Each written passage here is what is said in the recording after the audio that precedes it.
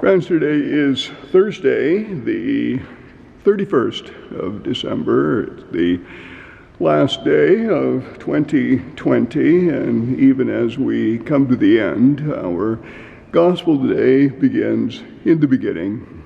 In the beginning was the Word. Our gospel being the prologue, the very beginning of the Gospel of John. And we're once again at our nativity scene, and I see that the three kings have arrived a little early, unscheduled visit here, but a welcome to them as we start and end this year and start the new. And just a few words today about this beautiful prologue to the Gospel of St. John, in the beginning. And we look forward in the beginning to this new year, and hopefully it will bring us many good things, perhaps an end even to this pandemic. You know, Mark, the Gospel of Mark, his Gospel, begins with the heavenly declaration of who Jesus is at his baptism, that Jesus is God's beloved Son. Mark has no infancy narrative, no story of the birth of Jesus, but at the baptism of Jesus, he is identified as God's beloved Son. By contrast, Matthew and Luke both start their good news with an angelic proclamation of Jesus' divine identity at his conception. So it moves it back to the beginning. And John, different from the other three, John reaches back even before creation itself, to identify Jesus as the Word who was God. And so each gospel presents in a little bit different way, moving further and further back, and finally to before creation itself. And the church uses this gospel, the first chapter, the very beginning, John chapter 1, verse 1 to 18, uses this gospel at the third Mass of Christmas. But I rarely preach on it because people want to hear the Christmas story, so I usually read the Christmas story and not this. But the other time this gospel is used in the church's liturgical year is today, which is the seventh day within the octave of Christmas. Seventh day, the last weekday before we celebrate the solemnity of Mary, the Mother of God, January the 1st. And we celebrate this particular gospel in order to bring out the fullest meaning of what the Christmas mystery reveals to us. So on this seventh day of the octave of Christmas, we read this gospel to bring out the fullest meaning of what the Christmas mystery reveals to us. And there's no higher understanding of Jesus in the New Testament than John 1:1. The Word was God. The Word was God. We call this a high Christology, a recognition of the divinity of Jesus. The Word was God. And the evangelist will remind us that this, by way of inclusion, by inclusion we mean that the evangelist, the gospel writer, will use a phrase or a word at the beginning, and he'll repeat it later in the gospel, and that creates a little inclusion, kind of two bookends.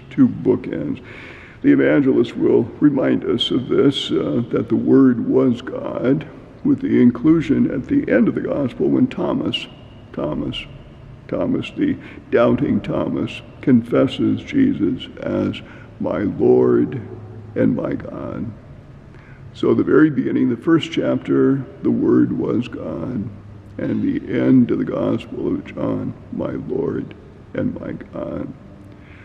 The prologue, we call this the prologue of the Gospel of John. The prologue is the preface of the Gospel, and it is really a hymn that pulls together all of the Johannine themes, the Johannine view of Christ.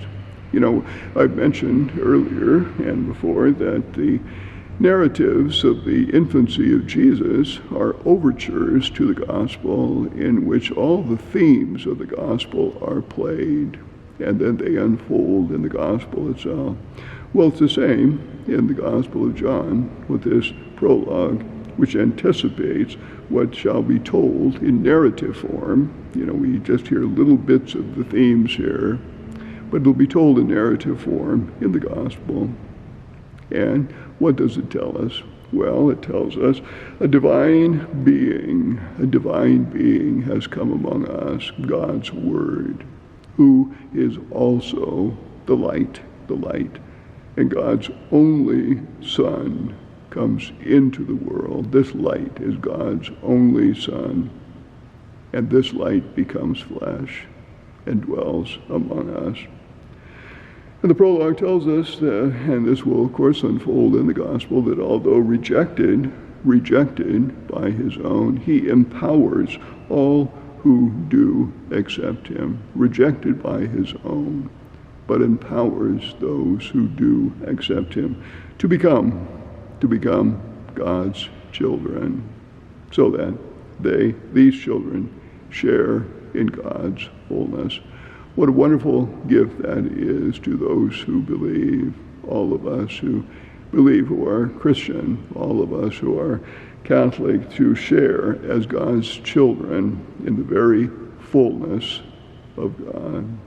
A gift reflecting God's enduring love through the centuries, through the Old Testament, into the New Testament, and today as well, God's enduring love. And this love in Jesus outdoes and outshines the loving gift of the law to Moses, the Old Testament belief and of God's great gift to them, which was the law given to Moses. But Jesus outshines and outdoes this great gift, because grace and truth come through Jesus Christ. And that's what we celebrate at Christmas, today and every day. Tomorrow is the 1st of January, and we enter into 2021. And we will celebrate the solemnity of Mary, the Mother of God. Tomorrow is going to be my final video, at least for a while. I leave the parish on the 1st of January. I'll be moving to Beaverton and living out of boxes for a bit, but eventually I'm hoping to get back to these videos to continue a commentary on the daily readings. Have a great New Year's Eve, a good New Year's Day, and hopefully all of us will have a good New Year. Hold that thought, and we'll see you tomorrow.